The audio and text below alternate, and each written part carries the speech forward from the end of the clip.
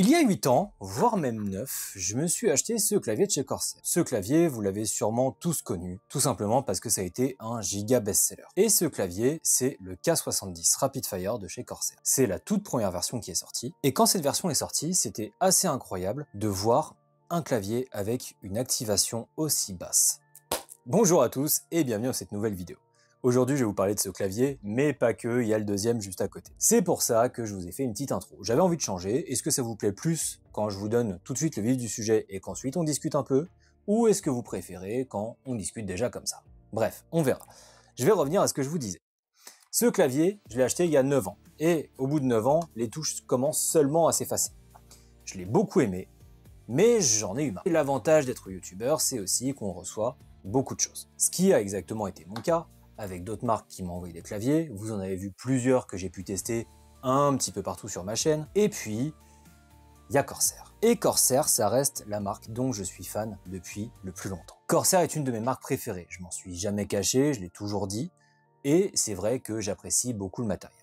Il y a des fois où ils m'ont déçu, il y a des fois où j'étais très content, il y a des fois où je m'attendais pas du tout aux produits qu'ils allaient sortir. Et globalement, quand j'avais reçu le Virtuoso Max, je vous avais dit que c'était une consécration pour moi, un petit objectif personnel que je m'étais fixé de pouvoir enfin travailler avec eux. Aujourd'hui, ça va continuer. Tout simplement parce que j'ai reçu ceci. C'est le nouveau modèle du K70. Donc, 9 ans plus tard, je retourne sur mon premier amour, mais avec un nouveau format. Et comme vous pouvez le voir, il y a quand même une sacrée différence entre les deux. Notamment parce que celui-ci est un TKL, donc 10 keyless, je vous le réexplique encore une fois, on n'a pas le pavé numérique. Ça fait plus que les touches qui manquent, mais on s'est compris. C'est un format qui est un petit peu plus sympa et qui permet de prendre moins de place sur le setup. C'est vrai que pour moi, au départ, c'était un petit peu déroutant de ne pas avoir le pavé numérique, et puis je me suis habitué en fait assez rapidement. Et puis on va continuer le blabla pendant que je vous fais le reste du setup. Pour une fois, on va changer un petit peu. Donc moi, ce que j'ai beaucoup aimé avec ce clavier, c'est notamment sa beauté, son esthétique qui a changé, je retrouve un petit peu les codes de ce que j'avais avant, et en même temps, ça a pas mal changé. On a l'inscription ici de façon très minimaliste sur le côté, qui est quand même très chouette. On va retrouver les codes de ce qu'on avait, avec notamment ce petit bateau. On retrouve le knob ici, contrairement à l'autre où c'est vraiment quelque chose qu'on va défiler.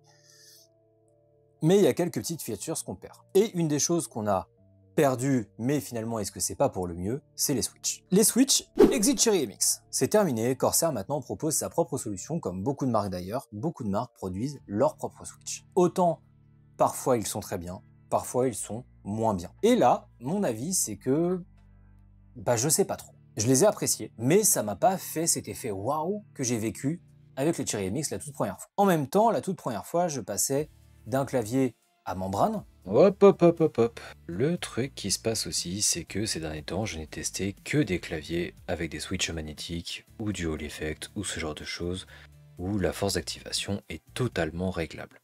C'est aussi ça qui limite cet effet waouh, puisque en ce moment je n'ai que ça dans les mains. Et je suis passé directement dessus.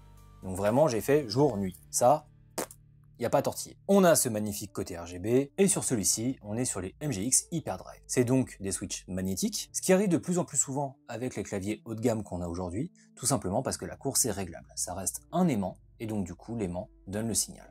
Vous pouvez le régler exactement comme vous voulez. Je me suis pas mal amusé à le bidouiller, et on peut même régler plusieurs profils. Et ça, franchement, c'est super cool. Parce que vous pouvez avoir un profil pour le traitement de texte, et vous pouvez avoir un profil pour le jeu. Et vous avez juste à les swap. Parce que c'est le gros problème de celui-ci. Celui-ci est très cool, mais pour faire du traitement de texte avec, c'est un enfer. Et en plus, il est giga bruyant. L'esthétique de celui-ci est quand même assez datée. On a des angles qui sont très prononcés. On a vraiment cette couche en alu qui est travaillée et qui est très chouette, mais qui reprend vraiment des codes assez anciens. Où aujourd'hui, on est quand même dans une DA qui est plus minimaliste, plus arrondie, plus mignonne, je dirais presque. On a perdu ce côté agressif. Pour certains, c'est mieux, pour d'autres, c'est pire. Moi, j'aime bien les deux, en fait. Mais j'aimerais bien revoir quand même certaines marques nous sortir des trucs vraiment agressifs, vraiment. Comme je vous l'ai dit, il fonctionne toujours. C'est juste que j'ai eu envie de changement. Mais c'est très pratique d'avoir un clavier de secours dans ces tiroirs. Un jour, j'ai cru qu'il m'avait lâché dans les pattes. Et j'ai vraiment eu peur parce que j'avais pas de clavier de rechange. Alors c'est con et ça arrive à plein de gens. Mais le truc, c'est que si j'ai pas de clavier de rechange, je peux plus bosser. C'est un petit peu plus emmerdant. Pour vous comme pour moi. surtout pour moi. Une des choses aussi que j'ai jamais aimé avec ce clavier, mais c'était pas encore la période, c'est ce gros câble. Et ce gros câble, il est là tout simplement parce qu'on avait deux prises USB, une pour l'alimenter et une pour alimenter cette prise USB supplémentaire. Ce qui était aussi très bien, ça pouvait permettre de déporter un outil supplémentaire, recharger votre souris, votre casque, etc. Mais un câble détachable, ça aurait été tellement mieux, mais vraiment tellement mieux. Et c'est ce qu'on a ici. Et encore une fois, je préfère. Pour moi, de toute manière, il faudrait que tous les câbles d'absolument tout soient détachables aujourd'hui. Parce qu'il se passe n'importe quoi. Un accident, le câble lâche, vous roulez dessus, le chat le mange, le chinchilla, hamster, lapin, ce que vous voulez, on s'en fout. Votre câble est bousillé, vous dites au revoir à votre matos. Et ça, c'est assez catastrophique. Surtout au prix que ça coûte maintenant. On va retrouver des technologies similaires comme le Rapid Trigger, donc encore une fois, ça va vous permettre de pouvoir régler comme vous le voulez et vous pouvez activer à 0,1 mm. Comme partout. Ce que je vous déconseille franchement de faire, essayez une fois et vous verrez. Mais vous avez grâce à ça le flash tap. Et le flash tap vous permet de donner la priorité soit à la première touche enfoncée, soit à la dernière touche enfoncée, soit aucune des deux. Et ça peut être très bien aussi. Si vous êtes le genre de joueur qui appuie un petit peu partout dans la précipitation dans certaines actions particulières, ça vous évite d'avoir cette erreur-là. Donc encore une fois, le logiciel va vous aider à corriger certains défauts de jeu que vous pouvez avoir pour vous aider à vous améliorer. C'est un petit peu artificiel, mais ça peut vous permettre de voir ce que ça donne. Ça peut vous permettre de vous aider dans plein de circonstances, et ça, c'est vraiment bien. On a la technologie Axon de chez Corsair, encore une fois, et Corsair, on le sait, ils investissent beaucoup sur les logiciels, vraiment beaucoup. iCUE est quand même un logiciel très au point, avec tout un écosystème, qui rentre aussi en adéquation avec tout l'écosystème Elgato, puisque forcément, c'est le même groupe, et ça vous donne un écosystème vraiment gigantesque qui va beaucoup vous aider. Et Axon est une technologie qui vous permet d'avoir un taux de rafraîchissement de 8000 Hz sur votre clavier. Alors, dit comme ça, c'est un peu compliqué, mais en gros, c'est la vitesse à laquelle l'information est transmise. Comme sur les DPI, en fait, plus c'est élevé et plus la transmission va être rapide. Ce qui va vous permettre de réduire au maximum la latence entre le moment où vous appuyez et le moment où le message est transmis. Grâce à ça, vous pouvez donc gagner quelques précieuses millisecondes sur certains déplacements qui peuvent vous sauver la vie sur un jeu. Comme je vous le disais, vous avez différents profils et vous allez pouvoir l'activer juste ici avec le mode jeu. Et donc du coup, le mode jeu va désactiver les combinaisons Alt F4, la touche Windows, donc vous restez absolument concentré sur le jeu. Et ça vous permet d'avoir aussi un profil de touche spécifique que vous réglez dessus, et d'une simple pression, vous passez de l'un à l'autre. Pour la conception du clavier, et là je vais vous mettre directement l'image du site, mais vous allez voir qu'on a différentes couches qui sont très intéressantes. On a du coup les switches forcément, mais surtout on a la plaque supérieure en aluminium qui va permettre de stabiliser un petit peu le tout. On a une couche d'insonorisation, le circuit imprimé qu'on appelle aussi PCB, la deuxième couche d'insonorisation et le plateau inférieur. Ce qui va vous permettre du coup d'avoir une stabilité énorme et de réduire au maximum le bruit. Et ça, c'est super important. Parce que comme vous l'avez entendu avec l'autre clavier qui fait beaucoup de bruit, celui-ci, pour le coup,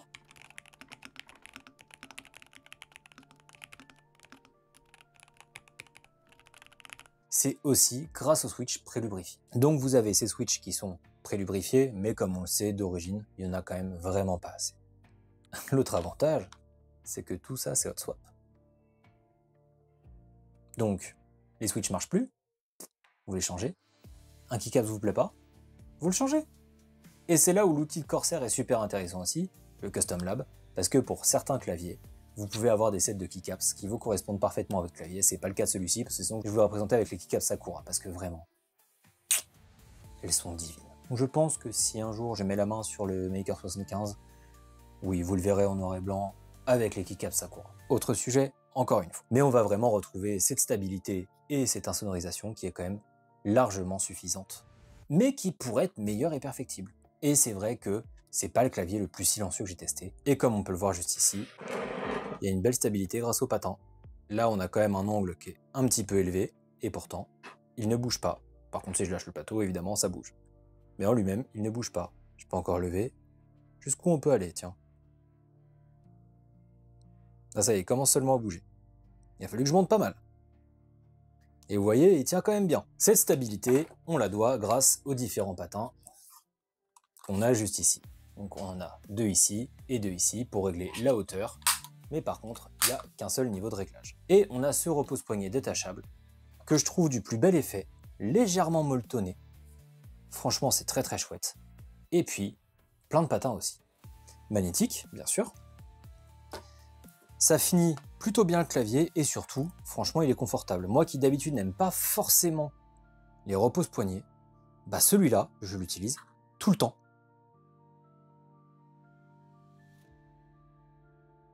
On a donc une excellente amélioration par rapport à celui qui est sorti il y a 9 ans. Et si vous l'avez encore, ce qui m'étonnerait parce qu'il y a beaucoup de gens qui ne gardent pas tant le matériel que ça, vous pouvez aller les yeux fermés sur celui-ci parce que l'amélioration est notable par rapport à l'ancien. Et surtout, il est bien plus beau, bien mieux fini, bien plus au goût du jour. Et vous avez toutes ces petites choses qui vous permettent de remplacer si ça vient à déconner. Et ça, c'est super intéressant, que ce soit les switches, que ce soit le câble, que ce soit les keycaps, vous pouvez vraiment tout remplacer. Et ça, franchement, c'est trop bien.